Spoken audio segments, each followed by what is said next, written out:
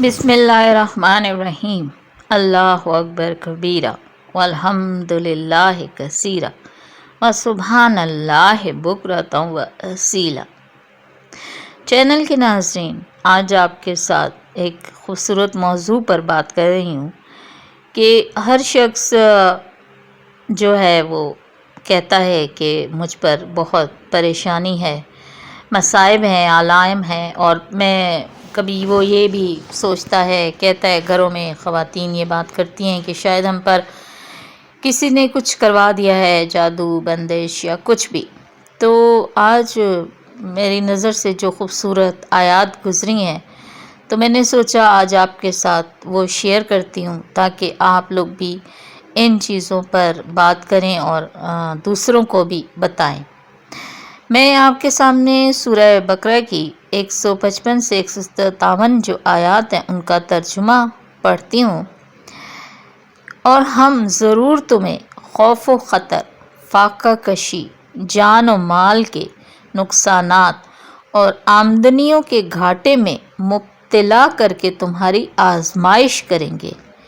ان حالات میں جو لوگ صبر کریں اور جب کوئی مصیبت پڑے تو کہیں کہ ہم اللہ ہی کے ہیں اور اللہ ہی کی طرف ہمیں پلٹ کر جانا ہے، انہیں خوشخبری دے دو، ان پر ان کے رب کی طرف سے بڑی عنایات ہوں گی، اس کی رحمت ان پر سایہ کرے گی اور ایسے ہی لوگ راست رو ہیں۔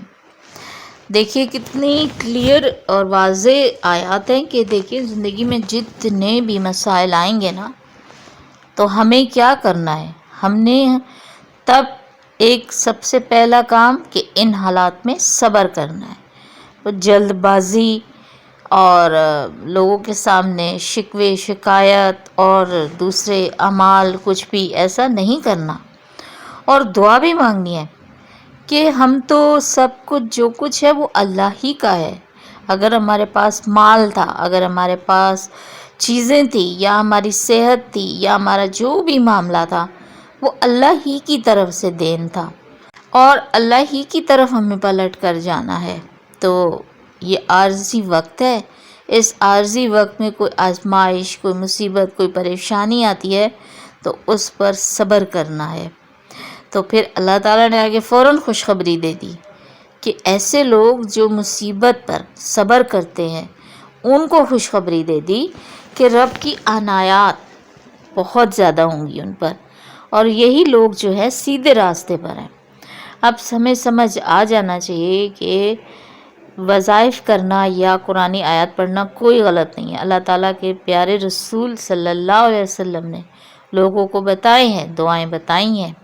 تو بیسک ٹاپک ہی آج میرا دعا ہے کہ یہ ایک ہمارے پاس اللہ تعالیٰ نے ایسی بات رکھتی ہے اس کے آگے کوئی بھی چیز کام نہیں کرتی۔ جیسے ہم لوگوں سے شکوے شکایت کرنے کی بجائے کیا کریں، جو ہمارا مالک ہے، جو ہمارا رازق ہے، جو ہمارا خالق ہے، صرف اس سے ذکر کریں۔ اگر مشکلات اور مصائب کو دور کرنے میں کوئی ناکام رہے تو کم از کم دعا کے ذریعے ان مصائب کی سختی کی شدت کو کم تو کیا جا سکتا ہے۔ صحیح ابن حبان میں سیدنا ثوبان کی حدیث ہے کہ رسول اللہ صلی اللہ علیہ وسلم نے فرمایا، دعا میں اتنی طاقت ہے کہ یہ تقدیر کو بھی بدل سکتی ہے۔ نیکی سے انسان کی عمر میں اضافہ ہو جاتا ہے اور اپنے گناہ کی بدولت انسان کو رزق سے محرومی کا سامنا بھی کرنا پڑتا ہے۔ امام حاکم نے اس حدیث کی سند کو صحیح قرار دیا ہے۔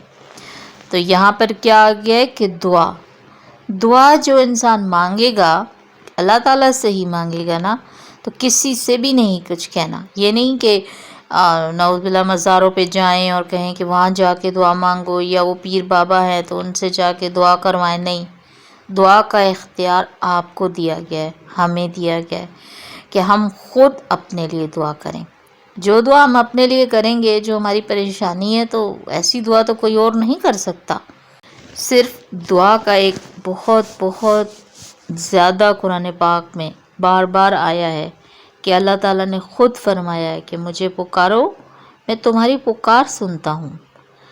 جامع ترمذی اور مستدرک حاکم میں سیدنا عبداللہ بن عمر کی روایت ہے کہ رسول اللہ صلی اللہ علیہ وسلم نے فرمایا، پہلے سے اتری مصیبتیں ہوں یا آئندہ آنے والی آفت ہو، ہر دو حالتوں میں دعا بڑی ہی فائدہ مند ہوتی ہے، چنانچہ اے اللہ کے بندو دعا کیا کرو۔ بخاری اور مسلم میں سیدنا ابو ہریرہ کی روایت ہے کہ رسول اللہ صلی اللہ علیہ وسلم نے فرمایا، اللہ تعالیٰ فرماتا ہے میرے بارے میں، میرا بندہ جیسا گمان کرتا ہے مجھے ویسا ہی پاتا ہے، جب وہ مجھ سے دعا کرتا ہے تو وہ مجھے اپنے ساتھ پاتا ہے۔ دعا کی یہی فضیلت کافی ہے کہ دعا کرنے والے کے ساتھ اللہ تعالیٰ ہوتا ہے۔ مصائب، فتنوں اور مشکلات کے وقت بھی جو لوگ اللہ تعالیٰ سے دعا نہیں کرتے، اللہ تعالیٰ نے ان کی مذمت کرتے ہوئے ارشاد فرمایا ہے، سورہ مومنون کی 76ویں آیت ہے، ان کا حال تو یہ ہے کہ ہم نے انہیں تکلیف میں مبتلا کیا، پھر بھی یہ اپنے رب کے آگے نہ جھکے اور نہ عاجزی اختیار کرتے ہیں۔ تو صاف بات ہے کہ دیکھیں جھکنے میں کیا بات آ جاتی ہے، نماز۔ جو لوگ نماز نہیں پڑھتے ان پہ مصائب آتے ہیں، پریشانی آتی ہیں، وہ شکوے بھی کرتے ہیں اور لوگوں سے دعائیں کرواتے ہیں، لیکن خود اپنے اوپر وہ چیز نہیں کرتے جس کا حکم دیا گیا ہے، نماز کا، اور عاجزی بھی اختیار کرنے کا ساتھ۔ عاجزی یہی ہے کہ بندہ اپنے آپ کو کمتر سمجھے، مسکین سمجھے اور اللہ کے آگے جھولی پھیلائے، لیکن اس سے پہلے اپنے رب کے آگے جھکے۔ تو اپنے رب کے آگے جھکنا نماز۔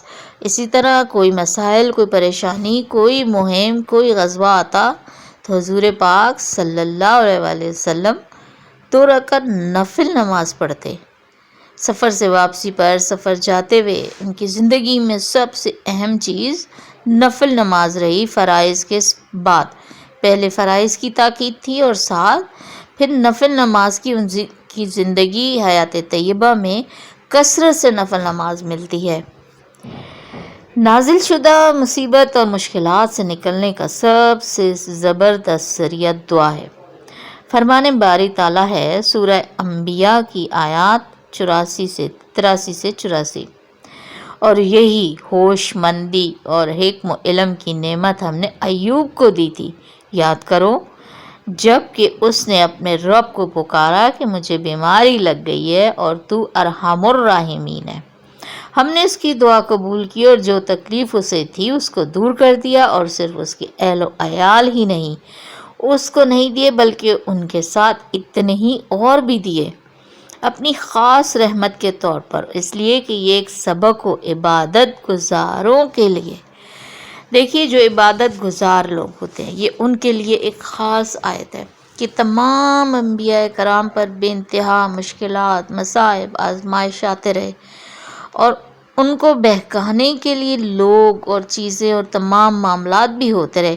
اور حضرت ایوب کا خاص قصہ ہے کہ ان کو بہکانے کے اتنے اسباب تھے کہ ان کے وہ پہلے جب بیماری میں مبتلا ہوئے تو یہ اللہ کی طرف سے سمجھ کر صبر کرتے رہے، لیکن جب معاملات حد سے باہر نکل گئے، لوگوں نے کہا کہ تیرا رب ایسا ہے اور ویسا ہے، تو پھر انہوں نے اپنے رب کو پکارا۔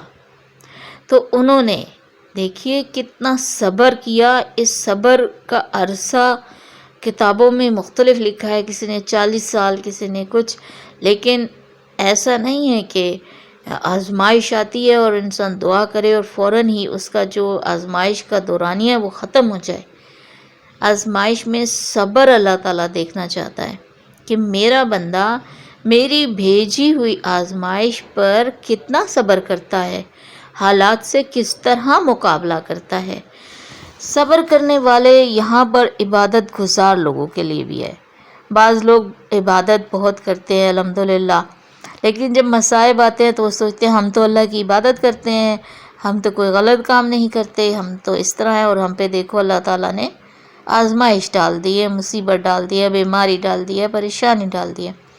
تو یہ آیت ان کے لیے بہت زیادہ سبق آموز ہے کہ دنیا میں نہ صرف جو بغیر عبادت گزار یا گناہ گار یا جو لوگ ہیں ان کے ساتھ ساتھ عبادت گزاروں کے لیے زیادہ آزمائش کا سبب ہے کہ ان پر نازل شدہ مصیبت میں وہ کیسا رویہ اور سلوک اختیار کرتے ہیں۔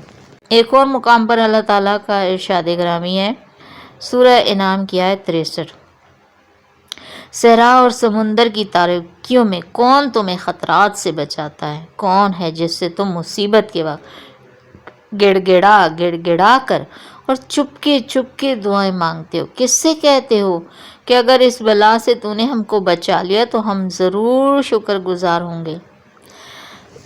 بہت خوبصورت آیت ہے۔ یقیناً ہم جس حال میں بھی ہوں، جہاں پر بھی ہوں، جون سی بھی مصیبت آتی ہے، پریشانی آتی ہے، تو انسان رو کر گڑ گڑا کر اللہ تعالیٰ کو پکارتا ہے اور اللہ تعالیٰ وہ پکار سنتا ہے۔ اور پھر جب انسان بعض اوقات ایسی پریشانی میں ہوتا ہے تو کہتا ہے کہ اللہ میرے سے یہ پریشانی دور کر دے تو میں یہ کروں گا، یعنی وہ شکر گزاری کے جذبے کے تحت کوئی نہ کوئی بات اپنی کرتا ہے کہ میں نفل پڑھ لوں گا، قرآن پڑھوں گا، یا کسی کی مدد کروں گا، یا اس مشکل سے نکلا تو کچھ نہ کچھ شکر گزاری کے جذبے کے تحت کروں گا۔ تمام معاملات کی اصلاح احوال کے لیے ضروری ہے کہ مسلمان اللہ تعالیٰ ہی کی طرف رجوع کریں، اپنی ضروریات اور حاجات اسی کے سامنے پیش کریں، اپنی ہر ضرورت کا اسی سے سوال کریں، اور یاد رہنا چاہیے کہ انسان کی سب سے بڑی مطلوبہ ترین چیز جنت کا حصول اور جہنم سے نجات ہے۔ دنیا کی آسائشیں وقتی ہیں، اسی طرح آزمائشیں بھی وقتی ہیں، اصل حصول کیا ہے؟ جنت کا اور جہنم سے بچنے کا۔ صحیح مسلم میں سیدنا ابو ذر سے روایت ہے، حدیث قدسی میں اللہ تعالیٰ کا ارشاد ہے، اے میرے بندو تم سب گمراہ ہو سوائے ان کے جنہیں میں ہدایت عطا کروں، چنانچہ مجھ سے ہدایت طلب کرو، میں تمہیں ہدایت عطا کروں گا۔ اے میرے بندو تم سب بھوکے ہو سوائے ان کے جنہیں میں کھلا دوں، چنانچہ تم مجھ سے کھانا طلب کیا کرو، میں تمہیں کھانا عطا کروں گا۔ اے میرے بندو تم سب لباس سے معروم ہو سوائے ان کے جنہیں میں لباس عطا کر دوں، چنانچہ تم مجھ سے لباس مانگو، میں تمہیں پہننے کے لباس عطا کروں گا۔ اے میرے بندو تم دن رات غلطیاں کرتے ہو اور میں سارے گناہ معاف کر دیتا ہوں، چنانچہ مجھ سے مغفرت طلب کیا کرو تاکہ میں تمہیں بخشش دوں۔ کتنی خوبصورت دیکھیں حدیث قدسی ہے، یہاں پر اے میرے بندوں کا لفظ اتنا خوبصورت لفظ، یعنی کہ کسی مذہب، کسی فرقے، کسی بس کیا کہوں کہ اللہ تعالیٰ نے سارے انسانوں کو پیدا کیا ہے۔ ہم مسلمان کہتے ہیں کہ یہ قرآن پاک ہمارے لیے نازل ہوا ہے، تو یہاں سوچ لیجئے کہ اللہ تعالیٰ نے قرآن پاک میں بھی بار بار یا ایھا الناس کہا ہے، یعنی اے میرے بندو، تو یہ اے میرے بندوں میں تمام لوگ آ جاتے ہیں، تو تمام کے تمام لوگ چاہے کسی مذہب سے ہوں، وہ سب اللہ تعالیٰ کے بندے ہیں، اور اللہ تعالیٰ نے ان کو مخاطب ہو کر فرمایا ہے کہ تم مجھ سے طلب کرو میں تمہیں عطا کروں گا۔ اس حدیث کا مطلب یہ ہے کہ اللہ تعالیٰ بندوں سے فرماتا ہے کہ ہدایت، کھانے، لباس اور مغفرت کا سوال تم مجھ سے ہی کیا کرو۔ اے اللہ ہمیں ہدایت عطا فرما، ہمیں کھانا نصیب فرما، ہمیں لباس عطا فرما، اور اے ارحم الراحمین ہمیں بخش دے، آمین ثم آمین۔